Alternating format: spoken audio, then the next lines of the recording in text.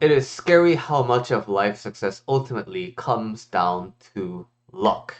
And now I will let you pause the video and read the text in its entirety, but the general sentiment of the post is that, yeah, you could work hard, you could have a lot of talent, but it's not uniformly applied that everyone will succeed. Everyone with the same amount of hard work and same amount of talent will be same successful. No, it depends on luck. That's the gist of what this post is saying. And now, there is a lot of truth to this, right? There are a lot of talented and qualified people who aren't really necessarily thriving in life because they didn't have their share of luck.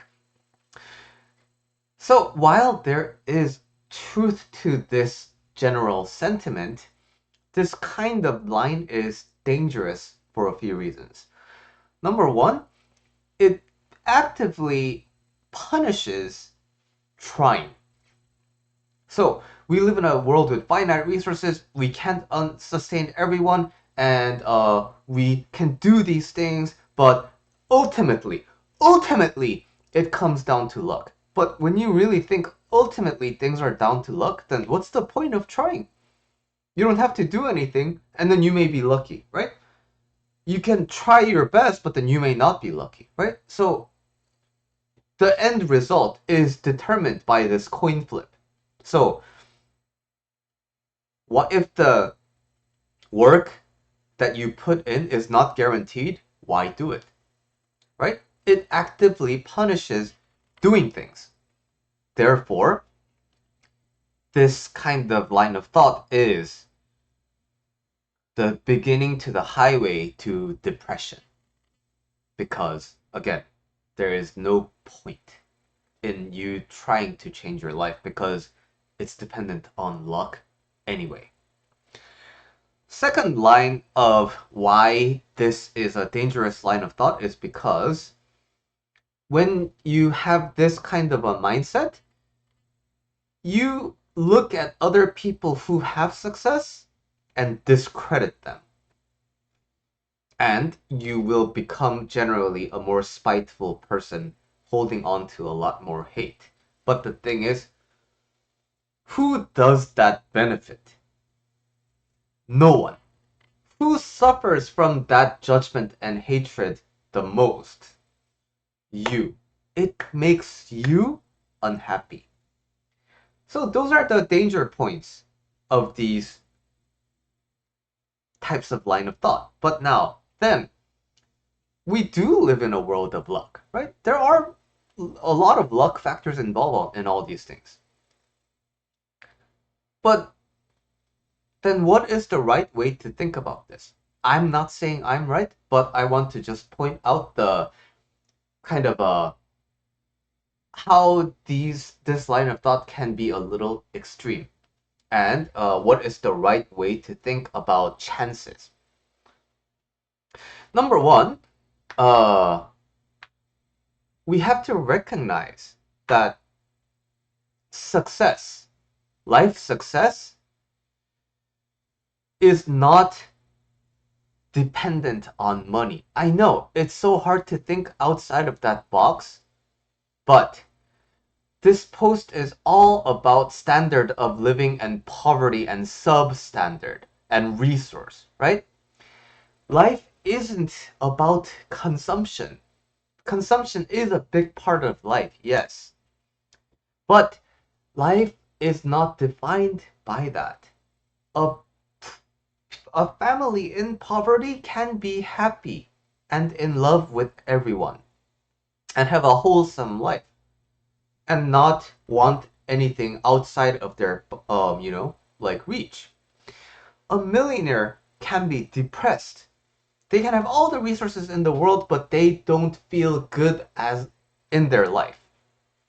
So, what is success? Success depends on a lot of different things, but ultimately it is up to you to decide what your success is. But this line of thought is only attributing success to material consumption. And not only is it considering that, it's considering it to be the only kind of like real thing, real goal for life. There are no real goals in life. It's not your job to be a millionaire. It's not your job to be a PhD. It's not your job to be the number one singer if you are an entertainer, right? It's not your job to win all the awards. And again, this kind of line of thought is said, oh, that's copium. You're trying to make you're just trying to save face. But then again, when you think that, who suffers the most? Like, it's all a perspective, and that perspective just makes your life miserable when you think the world is a negative place. And that negative opinion comes from this idea that there is an ideal to reach in your life. There isn't.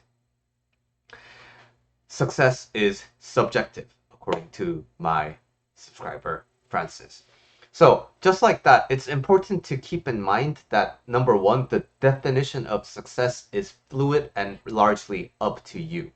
And now, number two, okay, then suppose I actually want to I want to have that kind of success for the fun of it.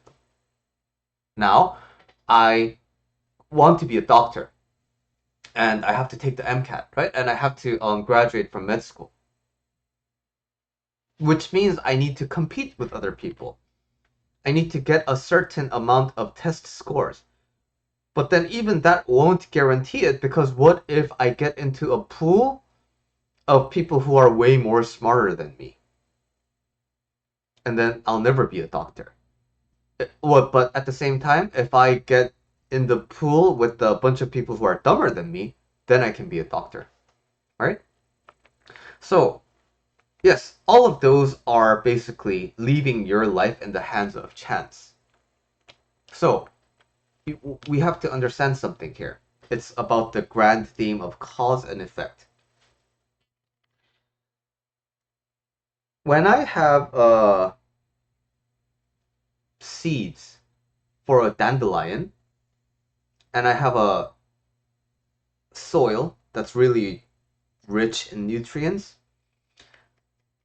I'm gonna get dandelions.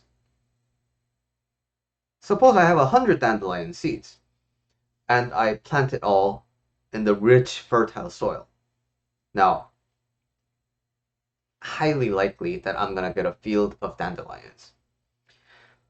Suppose I have the seeds, dandelion seeds, but instead of it being this really good and fertile soil, it's like a lot of rocks. Not a very good environment for flowers to plant. And I plant 100 dandelion seeds. I can still get dandelions, but just not as many, right? So, in the first scenario, is it guaranteed that I will get 100 dandelions because I planted 100 dandelion seeds? No, right? Because the seeds have variance, and so does the ground. Maybe some portions of the ground are richer. Maybe some portions of the ground didn't get watered evenly. And so, while in general it's conducive to more growth, it's not guaranteed that all of it will bloom into dandelions. Same with the rocky ground. It's really bad. It's a bad environment for dandelions to grow, but there will be some seeds that bloom into dandelions, right? So, in the worst environments, it's not a guarantee that you won't get any bloom. Some will bloom, depending on the seeds, like resilience, depending on the random chance of rain and nutrients and things like that, and worms and bees and things like that. But what's the real greater point here? When you don't plant dandelions at all because it's up to chance, you never get dandelions at all. You completely remove the possibilities of getting dandelions ever if you just don't plant the seed because it's up to chance. That is the danger of this line of thought. When you start to believe more and more into this, you stop planting the seeds in the first place. Because if it's not 100, then there's no point in doing it. That's the danger of this mindset. Yes, it's probability, and you can improve your chances by improving your environment. You can improve your chances by making the seed itself a little more, make it become healthy and keep it in a warm, nice environment. There's things you can control to improve the chances, but none of that can start if there is no dandelion seed planted at all. So if you are watching this video and you are afraid of, trying because you tried so many times and you failed so many times and you want to give up because it's all up to chance anyway, the only way to make sure your success never happens is to just never try at all. And the point isn't to harvest a field full of dandelions. The point is the farming itself. Because as you plant the dandelion seeds and as you water it and as you watch it grow, you will come to learn about farming. You will come to learn about plant ecology. You will learn to see what factors actually contribute to what thing. And that experience is the point. And if you like planting dandelions, good. The next time you do it, it'll be more informed. You don't like planting dandelions? Good. Now you can make an informed decision to do something better with your time, something that you find more fulfilling and entertaining. If it's not dandelions you want, maybe you'll get sunflower seeds, maybe you'll get cherries, maybe you'll get apples. All of that is learned and experienced by you actually planting the seeds. Even if it doesn't lead to 100 crops, even if it doesn't lead to you to be the richest farmer in the world, that was never the point. The point was to participate in life, participate in things, and experience the things that happen as you go through the motion of life. That, I guarantee you, will make your life so much happier than thinking about success like this.